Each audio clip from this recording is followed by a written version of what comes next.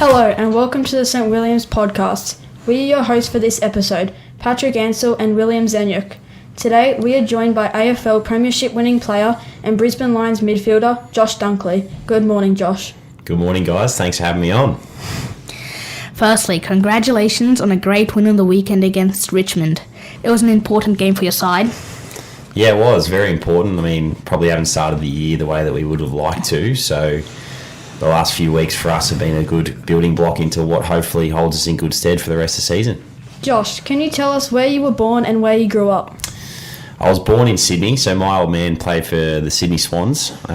So I grew up in Sydney for about 5 or 6 years and then moved to a small town in Gippsland. Do you know where Gippsland is?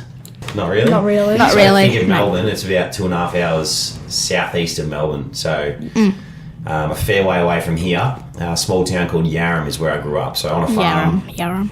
on about 800 acres on a farm down there. Went to school in Sale, so Gippsland Grammar was my school. And then, Yarram Primary School first, and then Gippsland Grammar in high school, and then moved to Melbourne when I got drafted in 2015. So since then, have been playing footy at the Western Bulldogs, and then obviously moved to Brisbane a couple of years ago now. So loving life. What primary school did you go to, and what is your earliest memory of going to school? Yeah, so I went to Yarram Primary School, which was down in Gippsland, and that was probably, I moved there, I think I was about 5 or 6 years old when we moved from Sydney to Yarram. So my earliest memories were probably, I don't know, we used to sleep in prep and grade one. So, and I used to hate sleeping at school, like anywhere else apart from home, I used to hate it. So that was probably one of my earliest memories of that kind of time. Yeah. Were you a good student and what was your favourite part of school when you were a child? Yeah, I was a pretty good student, I would say. I loved my maths, so that was something that I always loved throughout primary school and high school, and ended up doing quite well in high school at my maths. So something that stuck with me was my times tables. In grade 4, I remember, I think it was Mrs. Kilgour that was my teacher, and we used to love doing times tables. So you knew every single one off by heart. You could ask me and I just know it straight away. So that was probably my favourite subject. Who is your favourite school teacher and why at primary school? Oh, this is a bit controversial, isn't it? If there's a few teachers listening out there.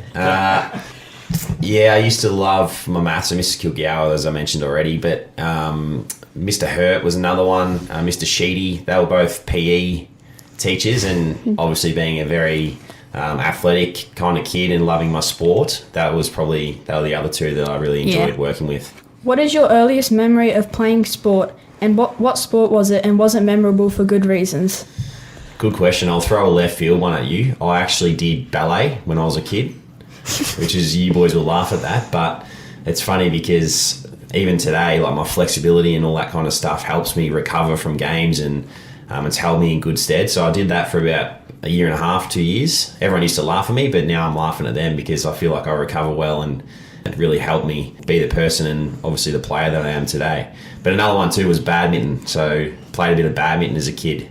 I actually represented Victoria as an under 13-year-old. So I was the number 1 in Victoria. So I went to nationals and got absolutely smashed, but it was good fun. When you finished primary school, what secondary school did you go to? I went to Gippsland Grammar in Sale. So that was about an hour's bus ride from Yarram every day. So we'd get on the bus, we'd leave Yarram at about 7:30, get to Sale at 8:30, and then go to school, and we ended up playing a lot of our junior footy there. So because Sale was a bit bigger of a town compared to Yarram, and the footy quality probably was a bit better for me there. That's what we ended up doing, and did a lot of our sport and stuff in Sale. So Gippsland Grammar was the main school that I went to as a kid. Was that much different to primary school? Why and how? Yeah, I think high school's a little bit different to primary school. I mean, obviously you're growing up and you're learning different things, and along your journey you make friends and you learn a lot from obviously the teachers and stuff that you work with. But high school is just that little bit of a step up. You go from being the kings of the school, as you boys probably are now, to one of the younger ones, and everyone's getting around you as a younger kid. So I love that phase. You know, year 7, year 8, you're obviously finding your feet, and then you become a bit more mature as you go through the system. So it's a bit of a pathway, but I enjoyed school a lot. You came from a really sporty family, with your dad playing for the Sydney Swans, your sister now playing for the Queensland Firebirds, and your brother also playing for the Melbourne Demons. Was there much competition at home, and did that help you become a better player?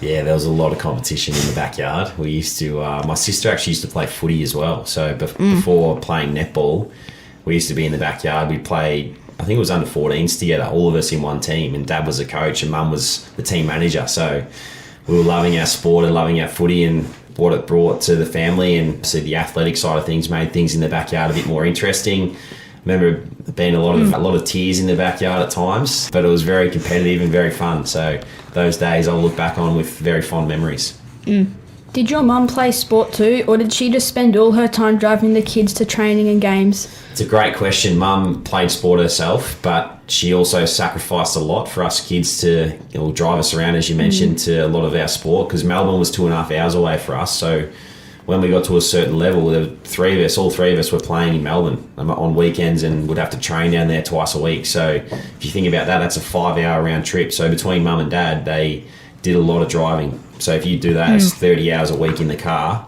for one person. There's three of us. So a lot of driving.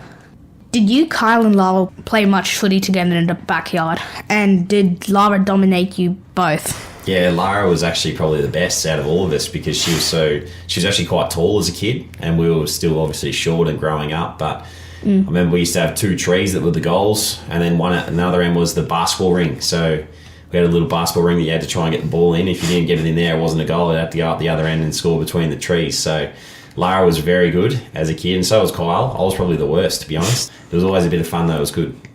What AFL team did you support growing up? Who was your favourite player and why? I was a Sydney Swans supporter because Dad obviously played there, 217 games actually. And so I grew up in that 2005 era where they won the grand final against West Coast. Favourite player was probably Adam Goods or Leo Barry or Crouchy. There was a lot of guys, Ryan O'Keefe. Yeah. You boys wouldn't have any idea of who I'm talking about. But Nope, no idea. I'm sure some of the listeners will. So they were probably my fair few of favourite players. Did you play any other sports growing up, and did you have any other sporting heroes that didn't play AFL? Yeah, as I mentioned, I did a bit of ballet, did a bit of badminton, played tennis, cricket, squash, a lot of racket sports for hand-eye coordination, and table tennis, another one. I just used to love doing anything that was out there that, would be fun and you could do with your friends, because I feel like that's the number one thing. You want to have fun and enjoy yourself whilst doing your education side of things. So for me, I'd put my hand up to do literally anything that was out there, and it would be worth it. Did you get to go into the change rooms after Sydney Swans games much, and what was it like? Yeah, I remember going down after that grand final that I talked about earlier, and they'd obviously won, and got a few photos with some of the players. It was pretty cool atmosphere to be involved in. It's actually crazy. I pinch myself now to think that I'm on the other side of the fence and I'm actually the player that gets to welcome in kids and families and whatnot. I definitely remember those days and how excited I was, and now I try and, when someone comes into the rooms that you may not know, or you're getting in because you know them and they're your friends or your family, it's a responsibility to have to make it one of the best times that you can make it for them. How old were you when you realised that becoming a professional AFL player was a real possibility? Good question. I reckon I was about maybe 15. That was the first time I played for Victoria, and then I made the All-Australian team as a 15-year-old, and then I thought, you start hearing about the pathway and whatnot, and that was the time where I was like, all right, I probably should start to knuckle down, and that's probably where I started sacrificing other sports, as I talked about, and more focusing on one sport in footy. So I would say about 15 years old. Was your dad a big help growing up, or were you like most kids and didn't listen to him? No, Dad was a very big help. Mum and Dad were both big helps. I probably didn't say it enough before, but they sacrifice a lot for us kids, and I'll be forever in debt to my parents because I wouldn't be where I am today without them. So I realised at quite a young age that because we had to travel so far to get to anything else you wanted to do outside of school or footy, it was pretty tough. So I listened to them quite well. I know there's phases that you go through as kids that you probably don't listen to them, but for me, it was a big thing that I listened to and really, accepted the feedback that they were giving me and helping me out. And now I look back and I'm like, geez, I probably should have been a bit nicer here and there, but very, very grateful for what they did for us. Were you disappointed that the Sydney Swans didn't draft you in 2015, or did you not care and just wanted to get picked by any club? Another good question. I think the way that it works these days, you just want to be on an AFL list. Disappointed? Yeah, I probably was disappointed that I couldn't continue the family tradition, but at the same time I ended up at the Doggies and they were going quite well at the time, and Bevo was a year into his coaching tenure there, and I was excited about what the possibility might bring for me as a player. So to go to the Doggies and still be closer to home, because obviously in Melbourne still and not in Sydney, was nice, but I do have family in Sydney too, so it would have been good either way. You made your AFL debut round 1 of the 2016 against Fremantle. What do you remember about the day in the game? You must have been super excited to also score your first goal in that match too. Yeah, I was. I remember that game because I wasn't playing, so I wasn't meant to play. I was going to be first emergency. And one of our good players, Tory Dixon, actually hurt himself the day before or the 2 days before.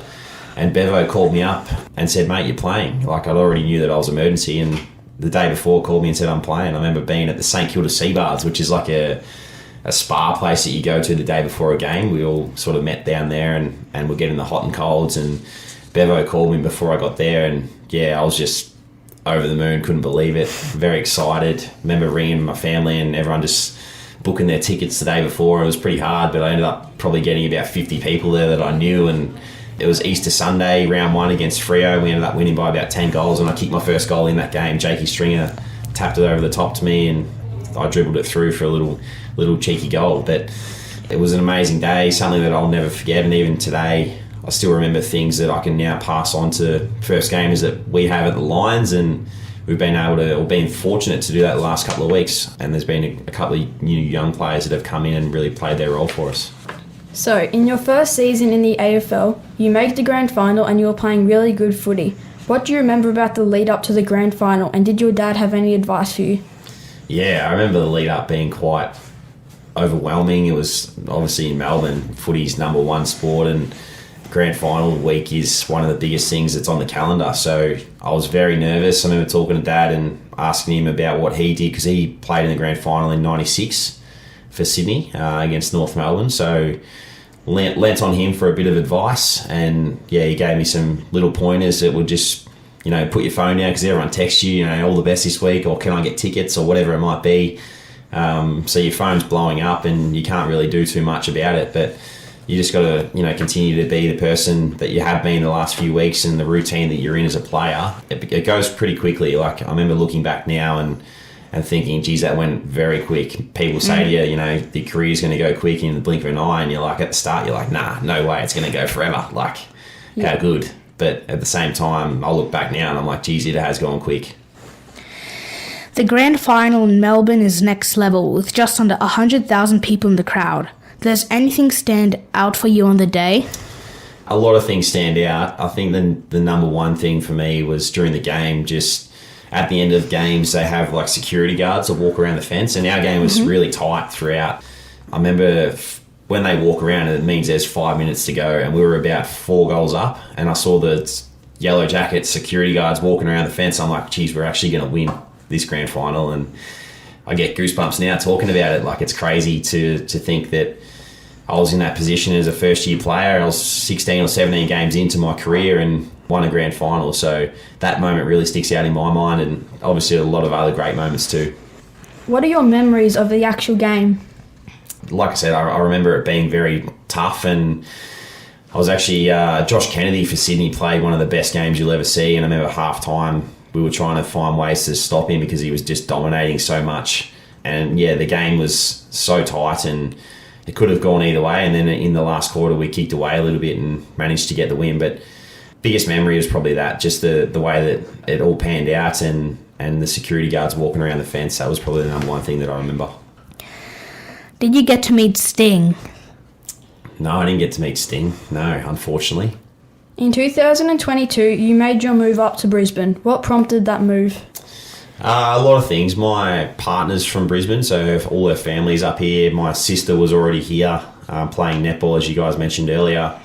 And so I probably see, I spent a bit of time up here over my journey, and I probably thought that, eventually I want to settle down up here, and I got the opportunity to move to Brisbane. So I came up, and I reckon I'll never go back to Victoria, to be honest. It's too good up here. The winters up here, still wearing a t-shirt and shorts, and it's like in Melbourne and you're wearing a puffer jacket, beanie, gloves, everything, everything under the sun. So I love the lifestyle. I love the club. The club's obviously been a great club for quite some time now, and very proud culture and whatnot. So I saw it as a bit of an opportunity, and felt like I could grow in a lot of different areas, both on field and off field, and leadership was probably one of those areas, to be honest. There comes a time when things sort of get a little bit the same, if you know what I mean. Like for me, I wanted a bit of a change up, and to be able to move interstate and away from where all the footy noise is, and up here to Brisbane in a beautiful lifestyle, I thought, why not? So loved the way that it all worked out, and obviously it was a bit of a process involved, but finally got here, and very happy man. Once again, in your first year at the Lions, you make the grand final. How do the 2 days compare? Both very similar. I mean, this time I probably had a little bit more experience because I played in another grand final in 2021 for the Doggies, so this was my third grand final. So I'd gone from being a young guy that had no experience playing in grand finals to one of the guys that everyone would come to and talk to about, what's it like, what do you do, other little things, little tips of advice you might have for other players or us as a group. And so, that was probably the difference. I felt like I was probably more of a focal point and more of a leader this time, rather than being one of the young guys that things just happen naturally and you just sort of along for the ride. So felt a little bit more of a responsibility to help the boys out, but it's still, I felt like I really enjoyed the moment, enjoyed running out there, playing against the Pies on grand final day. Yeah, it was a massive crowd and an environment that you'll never probably experience again in your life unless you play against Collingwood again in the grand final. So albeit it didn't go our way on the day, it was still a pretty cool experience. Yeah. Here at St Williams, we have 5 learning dispositions: resilience, persistence, innovation, collaboration, and engagement. These dispositions help us become better learners in and out of the classroom. How important is being resilient and persistent as a sportsman? Very important, very important. A lot of people say you're in control of your own career, and your initiative and persistence and all those kinds of words that you just mentioned are really important, because otherwise you won't last. And a lot of guys get drafted and come into the system and think that they're drafted now, it's just going to be an easy ride. Like for me, I've learned along the way that as soon as you take a step back and don't work hard in what you're doing, everyone else will catch up to you, and you won't be the person or the player that you want to be out there on the field. So I do a lot of things that help myself and try and improve myself every single week, every single day, to be honest. Little things like, for example, I'm into my magnets. So magnetic therapy is like a bit of an anti-inflam. So I learned this off an older player, Dale Morris, actually. So I wear this bracelet that's like full of magnets because it's meant to help your body stimulate blood flow. Like little things like that are meant to help you as an individual then become a better player. So I'm constantly looking at ways to get better as a player and a person as well. So same thing goes for school. Like, you want to obviously learn and be the best or well-educated kid that you can be. So doing those little things that will help you be that person that you want to be in the future and that smart young man that you want to become are really important. Do you think the better coaches you have been coached by innovative, collaborative, and engaged? What makes these dispositions so important to a team's success? Yeah, it's a good question. I feel like the good coaches are Fags is very different to what Bevo was for me. Like Fags is a very delegating kind of coach. Like he'll get everyone around him and make sure that you're doing your job. You're doing everyone's doing their jobs and bringing things to him. Bevo was probably a bit more the other way. Like he liked to oversee a lot of things, whereas both those different styles are very different, and each have their positive impact on the group. And as a player and as a leader, you want to be able to have those different qualities that help the people around you. I think that's the number one thing that I look to do now as a senior player and a vice captain is make sure that I'm helping guys around me, because if they're getting better and everyone else around you is getting better, then so are you. So it's a good way to look at things. Your partner also plays for the Queensland Firebirds. Does having a partner who is a professional sportsman make things easier for you off the field?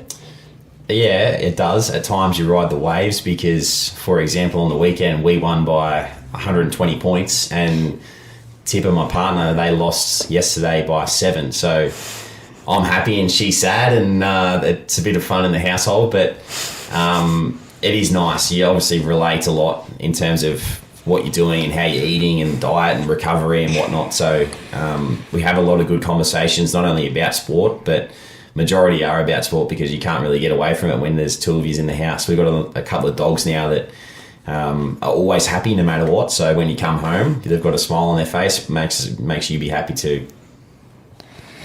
You have your own podcast called On and Off with your mate, Adam Trelaw. Yeah. How did that get started, and who has been your most famous guest? It got started just through him and I. We're best mates, so essentially, like you two guys, like we just thought it'd be a great idea to start a podcast, and no one else had really done it. So we just got together one day and sat in a room similar to this, and got going. Just turned the microphones on. We didn't really have a script or anything like that. We just talked, and being mates, I feel like that's just a natural thing. And then you find out that people actually like listening to it. So it's all a bit of fun. Most famous guest, geez, you're testing my memory out here. We've had a lot of players. The number one would probably be, that stands out to me, would probably be the CEO of the F1 Australia Grand Prix. So do you boys watch F1? No, not really.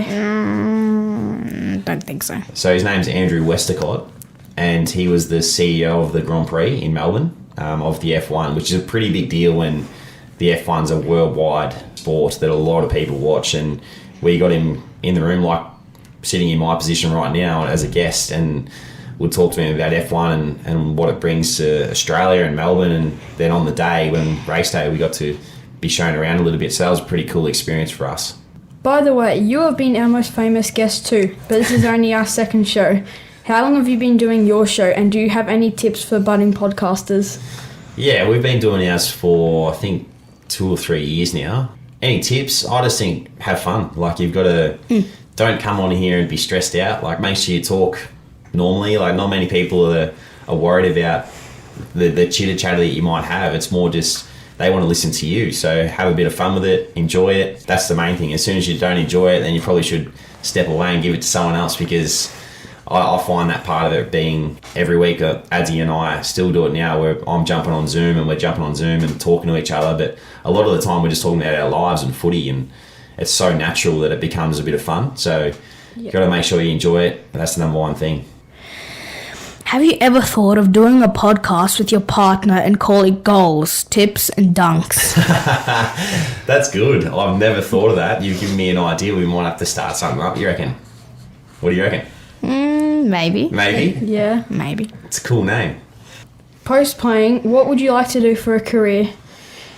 Another good question. Geez, you got a good questions, you boys. I've thought about a few different things. I'm into my real estate, so I've just done my real estate license. So I could start to sell houses and rent house, whatever. I could start my own business if I wanted to, because I love that element of buying and selling and all that kind of stuff. And along with that, I've started doing my level 2 coaching course this year. So I'm constantly doing things off field that will give me options for post footy. Obviously, media as well is an option, doing the podcast. So being able to talk in front of a number of people or on TV or whatever it might be. So just trying to open up a few doors that, so when my time is up, I can have an avenue to somewhere. We know that you're a school officer / teacher's aide straight out of school. Mr. Fogarty said he could probably find some work for you here. Is this what you want? Is that what I want? Oh, actually, yeah. So for those that don't know, after I finished school, I had a gap year between getting drafted and finishing school. So I worked as a PE gappy at Gippsland Grammar. So I would follow around the teachers and do all their jobs that they didn't want to do themselves. So I was a bit of a guinea pig, but I did like it. I did enjoy it. It was a great experience for me, because I was obviously going from being a student to being a teacher, and you have a bit more responsibility. So I loved it. Maybe I might have to come out here a bit more. I've been out here twice in the last couple of months, so I might have to keep coming. What do you reckon? Yeah? Yeah, that'd be good.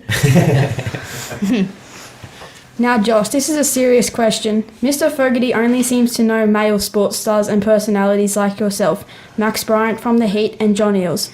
What are the chances of your sister or partner being one of our guests in the future? I'm sure if you wanted them to come on, they would be here in a heartbeat. Do you want to get the girls on, do you? Yeah, mate, yeah. All right, we'll have to organise that one, but I'm sure they'd both be here in a heartbeat, that's for sure. We want to finish the show with our Hot 10. Are you up for it? Hot 10? What's that? Just 10 questions we're going to ask you, like, Okay. kind of. Yeah, let's do it. Socks up or socks down? Socks down. Cats or dogs? Dogs. Maroons or blues? Maroons. Big Mac or Whopper? I'm a Big Mac. Ice bath or sauna? Sauna. Hate ice baths. Pepsi or Coke? Coke. Coke Zero. Favorite TV show? Ooh. It's a good question. I've watched a lot of TV shows lately. One of my favourites is Animal Kingdom. You may not have seen that, but I like that one. Favorite movie? Another good question. I'm terrible with movies and characters and whatnot, but if I was to think of one, I love the Avengers, like all the Avengers movies. I love those. Favorite song? Favorite song? I love Coldplay. Do you know Coldplay?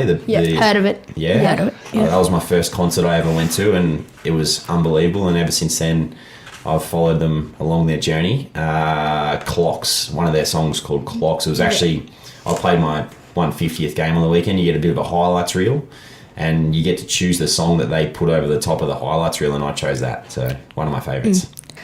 Technically, you've already answered this question. Favorite band?